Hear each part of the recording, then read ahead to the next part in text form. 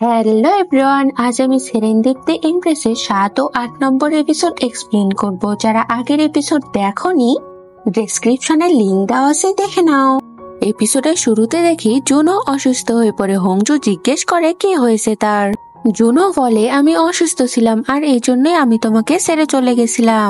হংজু এবার উঠে দাঁড়ায় আর বলে, ও আমি জানতাম না, আর সে চলে যেতে ধরে। জুনো বলে, আমি অসুস্থ জানার পরও তুমি চলে যাচ্ছ?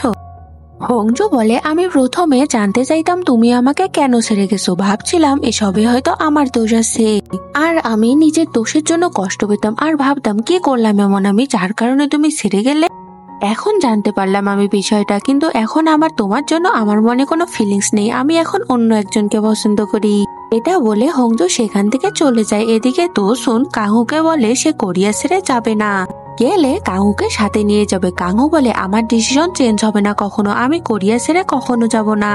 এটা বলে সে রেগে চলে যায়। এরপর থেকে হংজু হাইসোকের কাছে আসে আর তাকে বলে সে জুনোর প্রজেক্টে কাজ করতে চায় না।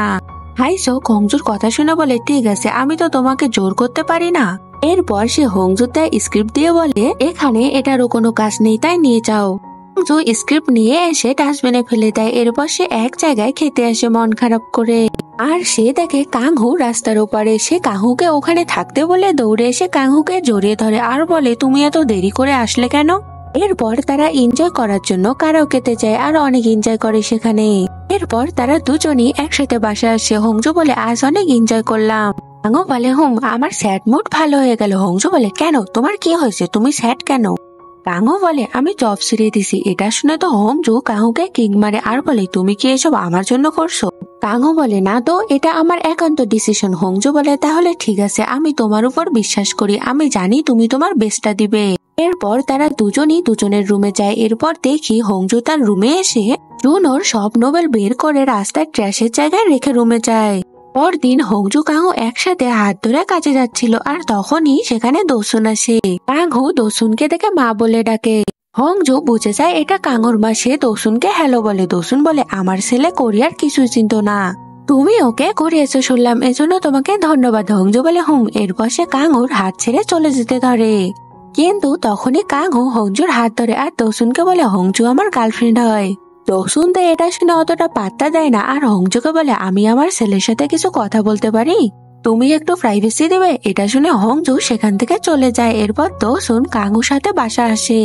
দোসুন বলে, তাহলে তুমি ওই মেয়ের জন্য ইউএসএ যাচ্ছ না? কাহু বলে, ইউএসএ যাবো কিনা সেটা আমার ডিসিশন, এখানে হংজুর কোনো হাত নেই। এদিকে হংজুকে অফিসে দেখি আর আঙ্কেল বেগ তাকে মেসেজ করে বলে, কাঙ্গুর মা আজ থেকে আমাদের বাসায় থাকবে, তাই তুমি তাকে এড়িয়ে চলবে সবসময়, বুঝছো? আর এই মেসেজ দেখেই হংজু আঙ্কেলের কথা মতো রাতে যখন বাসায় আসে চুপ করেই আসে, যেন দোসুন তাকে না দেখে।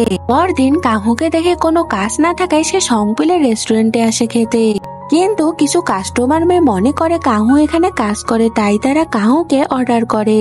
আর কাহু কোনো কাজ না থাকায় সংপিলকে হেল্প করে। আর কাহু যেহেতু আগে এত কাজ করেনি, তাই সে তো কাজ করতে গিয়ে প্লেট ভেঙে ফেলে, যেটা থেকে সংপিল রাগ করে।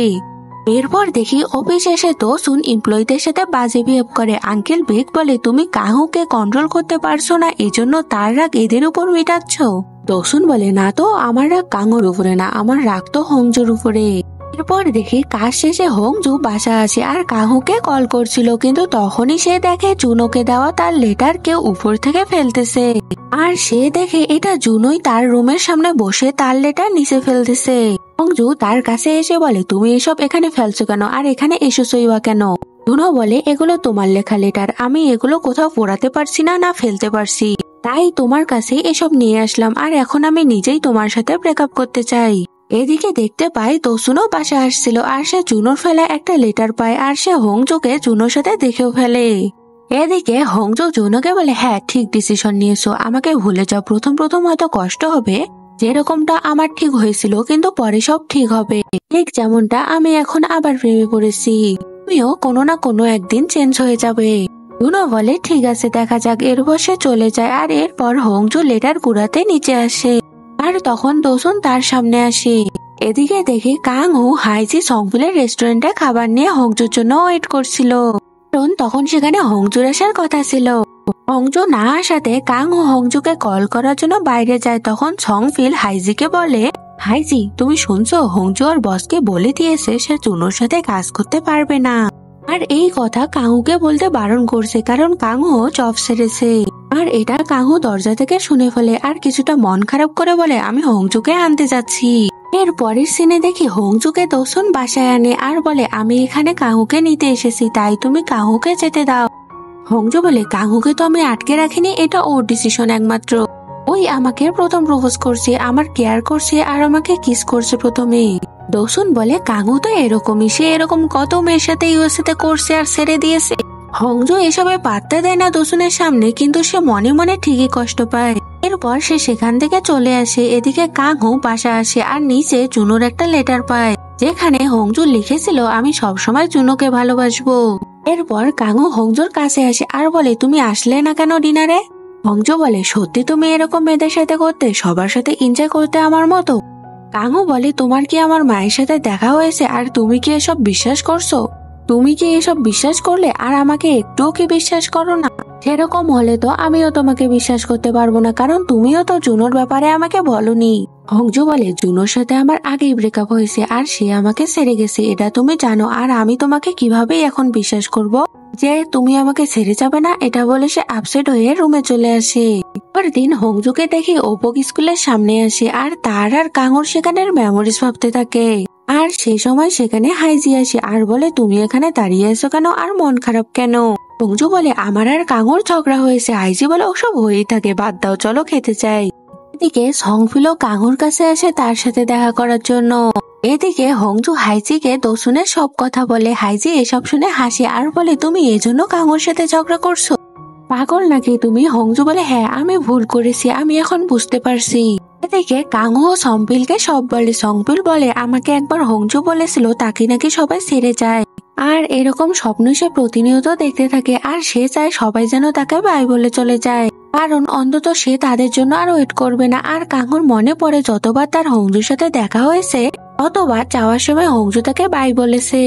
এর পরের সিনে দেখতে পাই হাইজি স্কুলের মাঠে হাঁটছিল আর তখনই একটা বল তার দিকে আসতে থাকে, আর কিউনতাই সেটা দেখে তার সামনে আসে আর বল এসে কিউনতার মুখে লাগে, যার কারণে তার ব্লিডিং হতে থাকে। ব্লিডিং এর কারণে কিউনতাইকে মেডিকেল রুমে আনে, আর হাইজি সেখানে আসতেই কিউনতাই এমন বিহেভ করে যেন সে অজ্ঞান হয়ে আছে। হাইজি বলে, আমি জানি তুমি সেন্সে আছো, তাই নাটক করা বন্ধ করো। তা শুনে কিউনতাই উঠে বসে আর বলে, আসলে একটা কথা হলো কি, আমি তোমাকে শুরু থেকে অনেক ভালোবাসি আর এখনো ভালোবাসি, অনেক ভালোবাসি, অনেক ভালোবাসি আর অনেক ভালোও বাসবো। হাইজি তো এটা শুনে হ্যাপি হয় আর বলে, হয়েছে হয়েছে, এতবার বলতে হবে না। কিউনতাই এরপর হাইজির হাত ধরে কাছে টানে আর কিস করে। দিকে দেখি দোসুন এসে দেখে কাঙু বাসায় নেই। এরপর সে হংজুর রুমের সামনে আসে আর কাঙুকে দেখে সে অনেক ড্রিঙ্ক করেছে। ওকে দেখে বলে, তুমি এখানে কি করছো? কাঙু বলে, আচ্ছা তুমি যখন কোরিয়া ছেড়ে গেছো তোমার কি কখনো কোরিয়ার জন্য আফসোস হয়েছিল? দোসুন বলে, না। কাঙু বলে, কিন্তু আমার হয়েছিল। আমার যখনই মন খারাপ হতো আমার কোরিয়ার কথা মনে পড়তো, বিশেষ করে হংজুর কথা মনে পড়তো, আর আমি ইউএসএ যাবো না, আর আমি এখানে হংজুর সাথে থাকবো। এটা বলে সে সেখান থেকে চলে যায়। এদিকে হংজুকে থেকে কাজ শেষে দৌড়ে কাঙুর কাছে আসছিল, আর তখনই একটা সাইকেলের সাথে তার ধাক্কা লাগতে ধরে, কিন্তু কাঙু সেখানে আসে আর তাকে সেভ করে বলে, তুমি ঠিক আছো? তুমি এভাবে দৌড়াচ্ছ কেন? আমি তো তোমার কাছে আসছিলাম। হংজু কাঙুকে বলে, তুমি এখানে কোট ছাড়া আসছো কেন? বাইরে তো অনেক ঠান্ডা, তুমি কি এখনো আমার উপর রেগে আছো? কাঙু বলে, আমাকে গতকালের জন্য মাফ করে দাও। হংজু বলে, তুমি আমাকে মাফ করে দাও, তোমার সাথে ওভাবে কথা বলা আমার ঠিক হয়নি। কাঙু বলে, সত্যি আমি তোমাকে অনেক ভালোবাসি। হংজু বলে, আমিও তোমাকে অনেক ভালোবাসি। এরপর তারা একসাথে বাসা আসে। কাঙু হংজুর রুমের সামনে আসে। হংজু কাঙুকে বলে, চলো একসাথে রামেন খাই। এরপর কাঙু হংজুর রুমে যায় আর একসাথে তারা রামেন খায়। হংজুর রুমে এক্সট্রা চেয়ার না থাকায় সে একটা বক্সে বসে, আর কারণে সে আচমকা কাঙুর গায়ে পড়ে যায়। কাঙু বলে, তুমি ইন্টেনশনালি আমার উপরে পড়লে তাই না? হংজু বলে, একদমই না। এরপর সে উঠতে ধরে আর কাঙু হংজুকে উঠতে দেয় না আর কিস করে। আর সেদিন রাতে কাঙু হংজুর সাথেই থাকে, আর সকালে তারা একসাথে বাইরে আসলে দোসুন তাদের দেখে নেয়। তো দোসুন কিছু না বলে অফিসে আসতে থাকে। হংজু দোসুনের পিছন পিছন আসতে থাকে। দোসুন হংজুকে বলে, তুমি আমাকে ফলো করছো কেন? হংজু বলে, ফলো করছি না তো মা। দোসুন বলে, তুমি আমাকে মা বলছো কেন? হংজু বলে, আমি তাহলে কি বলে ডাকবো তোমাকে? দোসুন বলে, আমাকে তুমি মিসেস বেক বলে ডাকতে পারো। হংজু বলে, মিসেস বেক অনেকটা পর পর দেখায়, তাই আমি তোমাকে মা বলেই ডাকবো। যেহেতু তুমিও কাঙুকে ভালোবাসো, আমিও কাঙুকে ভালোবাসি, আর তুমি কাঙুর মা, তাই আমি তোমাকে মা বলেই ডাকবো। এরপর সে দৌড়ে অফিসে যায় আর দোসুন দেখে হংজুর অফিস তাদের অফিসের পাশে। এটা দেখে দোসুন ভাবে এসব কাকতালীয় না, এটাই হয়তো ভাগ্য। দেখে কাঙুকে দেখে সে একটা ইনভেস্টরের সাথে কথা বলে। এরপর দেখি রাতে কাঙু আর হংজু একসাথে ঘুমে আর সকালে ঘুম ভাঙতে হংজু দেখে কাঙু নেই আর সে দেখে দরজার বাইরে দোসুনকে। দোসুন হংজুকে বলে ভিতরে ডাকবে না, হংজু দোসুনকে তার রুমে আনে আর হংজু তো আচমকা দোসুনকে দেখে অনেক অবাক হয়। দোসুন হংজুকে একটা খাম দেয় আর বলে এখানে একটা অবাক করার মতো জিনিস আছে যেটা দেখে তুমি আরো অবাক হবে। হংজু খাম খুলে সত্যি অনেক অবাক হয় কারণ সেখানে একটা ক্রেডিট কার্ড ছিল। দোসুন বলে আমি জানি আমার ছেলে তোমাকে ছাড়তে পারবে না আর আমিও তাকে ছাড়তে পারবো না, তাই তুমিও ইউএসএ চলো, আমরা সেখানে একসাথে থাকবো। এখন তুমি ডিসিশন নাও তুমি কি করবে। এর পরের সিনে দেখে কাঙু পাশে আসে আর দোসুন তাকে বলে আমি ইউএসএ চলে যাচ্ছি। এরপর সে কাঙুর সাথে ব্রেকফাস্ট করে আর কাঙু তার মাকে সরি বলে ইউএসএ না যাওয়ার জন্য। দোসুন বলে তুমি কি জানো আমি কেন কোরিয়া ছেড়ে গেছিলাম? আমি কিন্তু এটা তোমার ভাবার জন্য করিনি, কারণ আমি দুজনের মধ্যে আমাদের সেই পোটেনশিয়ালটা দেখেছিলাম আর তুমিও আমাকে কখনো হতাশ করনি আর কখনো ভেবো না আমি তোমার ডিসিশন নিয়েছি। এটা শুনে কাঙু কিছু বলতে ধরে কিন্তু তখনই দোসুন বলে আমি তোমার উপর লসুট ফাইল করেছি কারণ আমি তোমার রেজিগনেশন লেটার এখনো অ্যাকসেপ্ট করিনি, তাই তোমাকে 10 দিনের মধ্যে ইউএসএ যেতে হবে। কাঙু দোসুনকে বলে কেন মা, তুমি এমন কেন করছো আমার সাথে? দোসুন বলে অন্য মায়েদের মতো আমিও আমার সন্তানের ফিউচার নষ্ট হতে দেখতে পারি না, তাই এমন করছি। এরপর দেখি রাতে কাঙু হংজুকে কল করে কিন্তু হংজু কাঙুর কল রিসিভ করে না, কারণ হংজু তখন ভাবছিল সে কি করবে। পরদিন দেখি কিউনতাই আর বাকি কলিগরা হাইজির বাবার সাথে কথা বলতে বলতে আসছিল আর দেখতে পাই হাইজিও দূরে বসেছিল। সে সময় হাইজি উঠে হাঁটতে ধরলে তার জুতো আটকে যায়। দেখে কিউনতাই হাইজির কাছে এসে সবার সামনে তার জুতো পরিয়ে দেয়। হাইজি বলে সবাই দেখছে, আমাদের ব্যাপারে সবাই জেনে যাবে তো।